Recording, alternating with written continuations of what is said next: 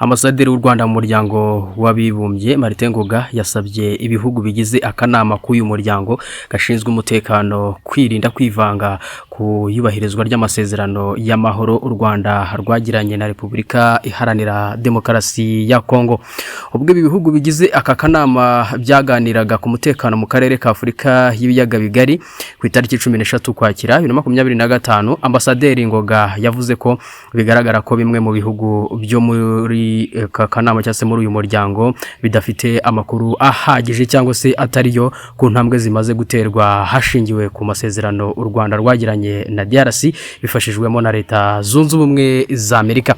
Yasabye Ambasaderi wa Amerika muri Loni ko yasobanurira abahagarariye ibihugu bigize aka kanama ku ntambwe zimaze guterwa hashingiwe ku masezerano ya Washington kugira ngo impande zombi zihurize ku buryo bwiza bwo gukemura amakimbirane yo mu karere. Yagize ati Repubulika y'u Rwanda na DRC twumvikanye uko twakemura ibyo tutumvikanaho, kandi dusabye akanama cyangwa se aka kanama gushyigikira ibihugu cyangwa se iyi gahunda ibihugu byihaye. U Rwanda ruzubahiriza ibyo rwiyemeje binyuze muri gahunda y'amasezerano ya Washington, kandi tuzakomeza gushyigikira na gahunda ya Doha. Ambasaderi Ngoga yashimiye uruhare rwa Leta ya Qatar n'umuryango wa Afurika yunze ubumwe mu guhagararira amahoro cyase mu guharanira amahoro mu karere. Amenyesha aka kanama karoni gashinzwe umutekano ko kadakwiye kwivanga muri gahunda y'amahoro mu rwego rwo kwirinda ibibazo cyangwa se kwirinda ko ibibazo byakomeza kurushaho.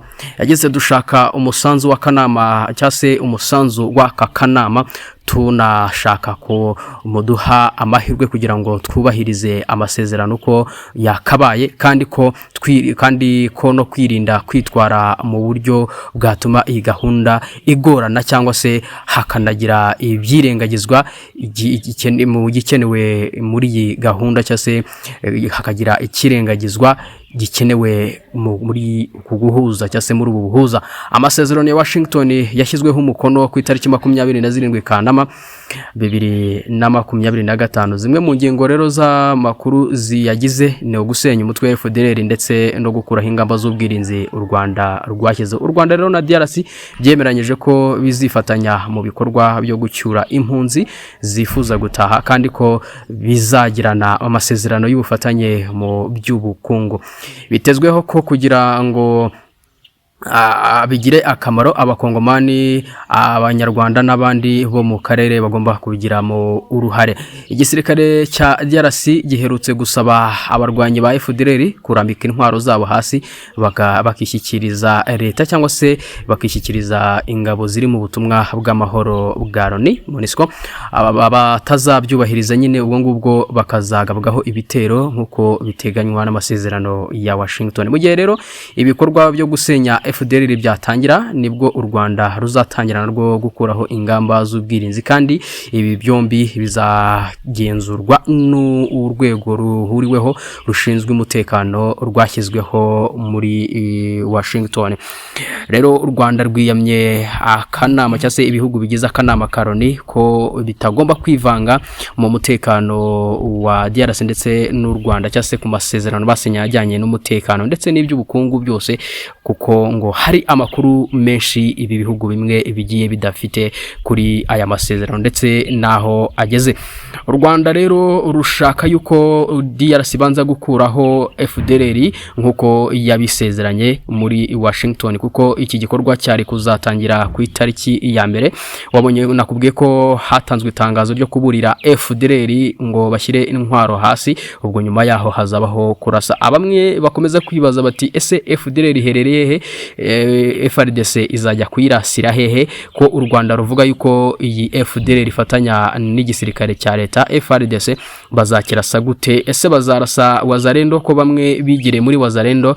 Biragoye kuzamenya aho FDLR iri byanyabyo, gusa bigendanye na politike buriya hari kumwe bagiye babivuga nkuko tutabimenya mu itangazamakuru, ariko hari ibyo bagiye baganiraho bishobora kwerekana aho izi FDLR ziri. ariko u Rwanda rwo ruvuga yuko rutazigira rukuraho ingamba z'ubwirinzi mu gihe FDLR itarasenywa burundu. Rero ubwo u Rwanda rutegereje yuko FDLR isenywa, ariko kandi bamwe bakomeza gutekereza bati ese nubwo yasenywa burundu ko leta ya Kinshasa ivuga yuko FDLR ari abasaza cyangwa se bafite imyaka mikuru, kandi bishobora gutuma bari bo wenda bazana cyangwa se bakerekana bamwe muri bo, ariko imiryango yabo n'abana batraininze bagakomeza bakabaho, bagakomeza gutera cyangwa se no gutesha umutwe u Rwanda. U Rwanda rero rufite impungenge nyinshi cyane y'uko FARDC idashobora kuba yarandura umutwe wa FDLR kubera yuko bakorana, ndetse n'igisirikare cy'u Burundi bakorana, bose bakihisha muri ibyo bihugu. Reka nkushimire cyane, ukomeze gukurikirana ibiganiro byacu, ndaza kukugezaho amakuru agiye akurikirana mu bijyanye n'imirwano.